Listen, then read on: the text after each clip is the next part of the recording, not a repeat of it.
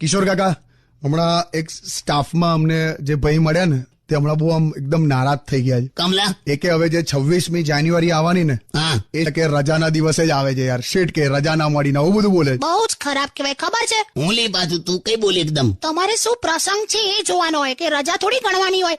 હાલી આ પણ હવે એ પણ મસ્તીમાં બોલતો. તું આટલી સિરિયસ ના થઈ જા ભાઈ. હો જે નોકરી કરતો એને થાય કોક વાર આવું. ભાઈલો હા. જે માણસ સોમવારે સવારે પણ ખુશ હોય એને શું કહેવાય? ખબર નહીં. બેરોજગાર. બે હું લાતા.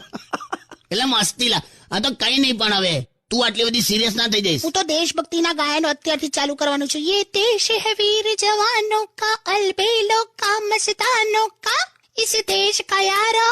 અલા ઓ ભાઈ વાર છે લા, તું તમે કેમ આવું કરો લા બે જણ? ચલો અંતાક્ષરી રમીએ. એ હા કાકી, સુનો ગૌર સે દુનિયા વાલો બુરી નજર ના. એ હેલો ઓ ભાઈ હો, શું થયું લા? મેં આ જોયું છે.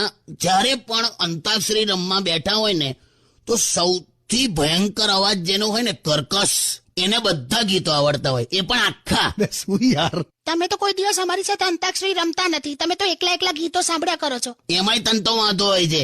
જૂના ગીતો સાંભળું તો કે ઓહો કે કોની યાદમાં તમે અત્યારે આવા ગીતો સાંભળો છો, અને નવા ગીતો સાંભળું તો કે ઓહો કે બહુ જુવાની ફૂટી છે કે. મજા આવે છે મને આવું બધું તમને કહેવામાં. મને નહીં આવતી પણ હું તો ખરેખર સારું ગાઉં છું કાકા. જો વંદે